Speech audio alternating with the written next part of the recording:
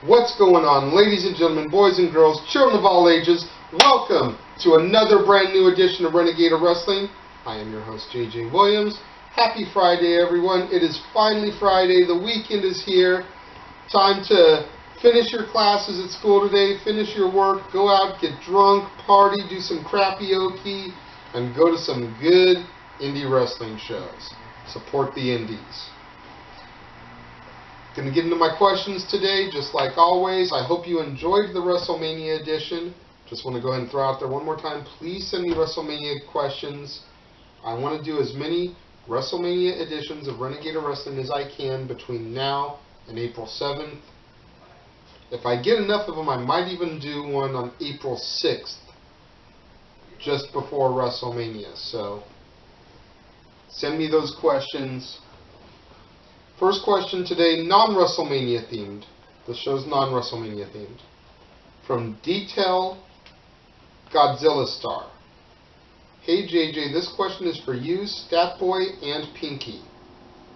Which past wrestling gimmick that didn't do so well in the past would each of you bring back and retool into a main event status gimmick that could win a world title one day in TNA and or WWE?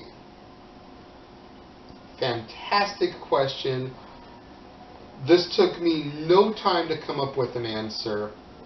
This gimmick wasn't exactly a jobber character back in the day, but circumstances that were beyond his control led to his very sudden demise. I have a feeling that unless Pinky can come up with something better, she may even steal this answer. Muhammad Hassan. Muhammad Hassan had the look, he had the charisma, he had a great angle going for him, and if it hadn't been for those London bombings, he may very well have been World Heavyweight Champion by now, because he was awesome. That is who I would bring back. My second choice, Maven. I think Maven had all the tools, he just didn't have the opportunities. I drink lots of beer. Thumbs up, I drink lots of beer. I don't drink any. I'm straight edge, like CM Punk. Representing the Chi-Town wristband, I got this for Pinky. She's letting me rock it on the show, debut it. Hey JJ, do you think it's a contradiction for WWE to have a show called Superstars when all they have are TV jobbers like Yoshitatsu and Alex Riley on there, compared to years ago when you had guys like HBK and Bret Hart on the show? Yes, I did. It's a complete contradiction.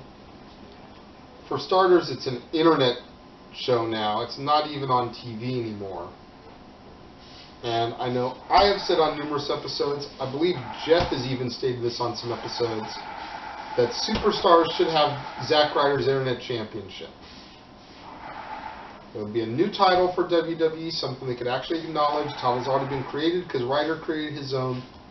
And since you've got an internet show like Superstars and even NXT, the title could be exclusive to that.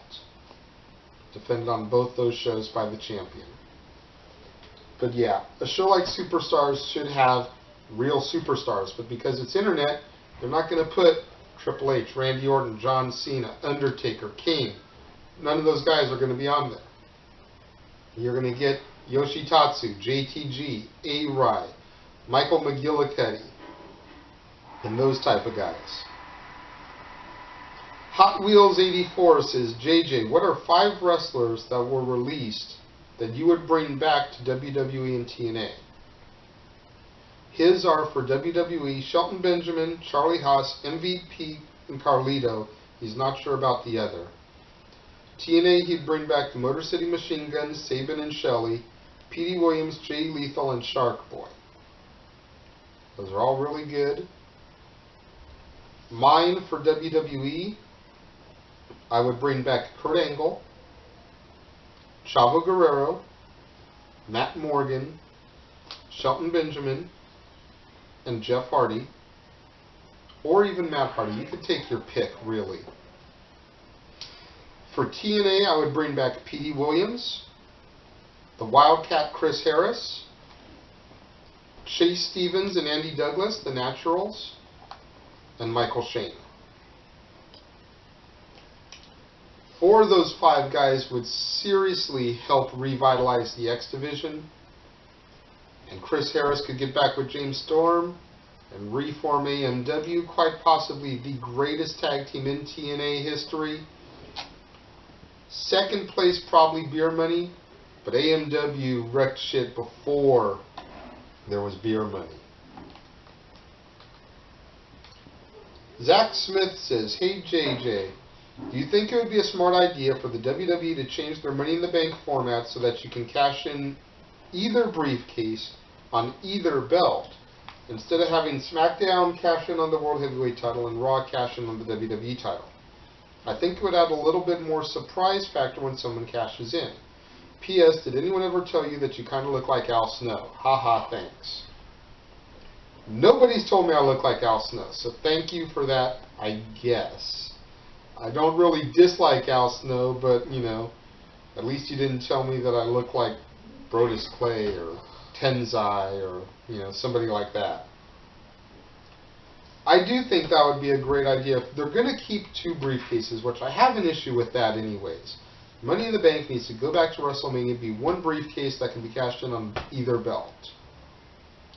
That's what I think they need to do with Money in the Bank. But if they're going to keep 2 briefcases, if they're going to keep it as its own pay-per-view, then yes, I think they should allow either briefcase to be cashed in on either title.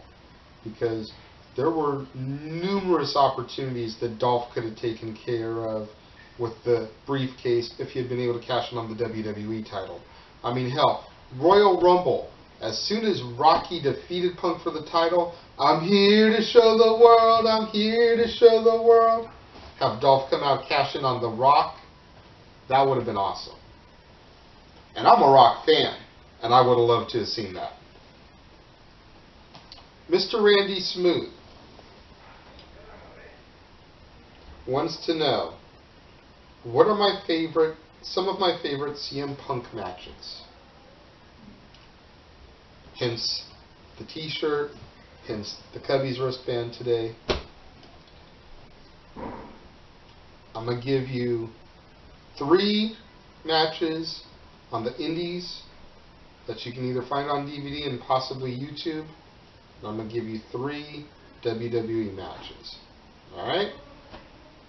First match, from the show entitled World Title Classic from Ring of Honor, June 12th, 2004, Punk vs. Samoa Joe 1. From the show entitled Punk vs. Joe 2, ROH, October 16th, 2004, Punk and Joe 2. Sensing a theme here? From the Ring of Honor show All-Star Extravaganza 2, December 4th, 2004, Punk vs. Joe 3. That series of matches helped put both guys on the map. That series is what helped get Joe into TNA, and it's what helped get Punk noticed by WWE. So there is not a bad match in that series. I highly recommend watching all 3 of them if you've never seen any of them.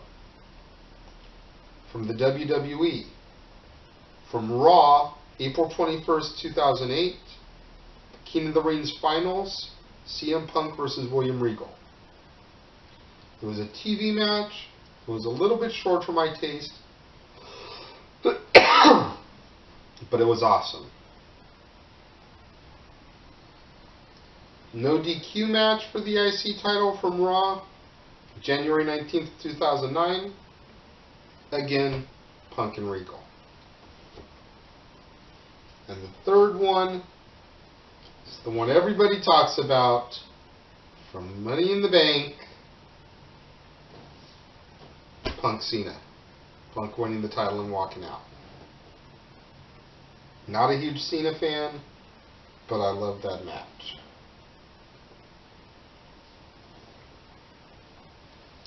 Red 56 Reigns wants to know, hey JJ, I think the Brock and Triple H angle is going in the wrong direction.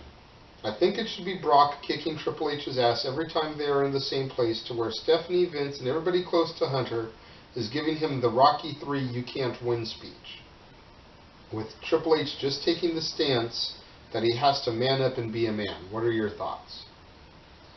Not a huge fan of the Rocky franchise, but I think that would be, one, too predictable, but two, considering it's WWE, a great way to build Triple H. Not that Hunter needs to be built anymore, but I do think that Brock should be owning Hunter every time they come face to face. And I think Brock should win too. The only reason Brock should lose is if there's going to be a rubber match at Extreme Rules.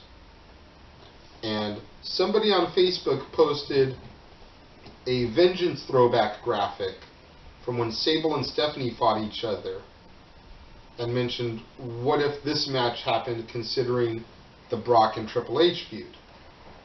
And I kind of got the wheels going in my head, and I said, well, what if we amended it and made it a mixed tag match at Extreme Rules and had Brock and Sable versus Triple H and Stephanie in an Extreme Rules match? That would be a great rubber match. Would be able to get all the family involved. You know, you'd have Heyman in Brock and Sable's corner. You'd have Vince and Trips and Stephanie's corner. You know, special guest referee Austin or Mick Foley, somebody like that. Be a great way to finish that feud. Rex Christopherson at Rexo1991 says, "Hey JJ, love the shows. My question for you is, what do you think of CM Punk saying he is God?" Well, I don't get as twisted about stuff like that as some people do, maybe because I'm not uber religious. It's just Punk trying to get heel heat. Punk is arguably one of the greatest wrestlers to come WWE's way since Kurt Angle. Hands down. I don't care if y'all want to call me a mark or an uber fan or say I'm swinging on Punk's nuts. It is the truth. Punk is one of the best wrestlers to come WWE's way since Kurt Angle, as far as an all-around. Charismatic on the mic, look, ability, championship-worthy, the whole nine. You could argue me Swagger, but Swagger does not nowhere near have the promo and charisma ability of Punk or Angle.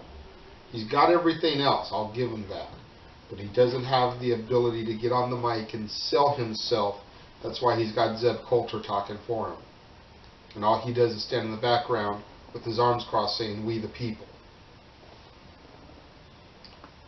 It's just a cheap way for Punk to get some serious heel heat, especially when he gets down to the Bible Belt, Mississippi, Alabama, Texas, those type of places where religion is like life. So I don't mind it. I don't mind it because I take it for what it is. That's my show for this week. I hope you all have an enjoyable weekend. I hope to be back here on Monday with another brand new WrestleMania edition. If not, it'll just be a standard edition. Until then, I will see you next time right here from the Casa D18 Studios channel.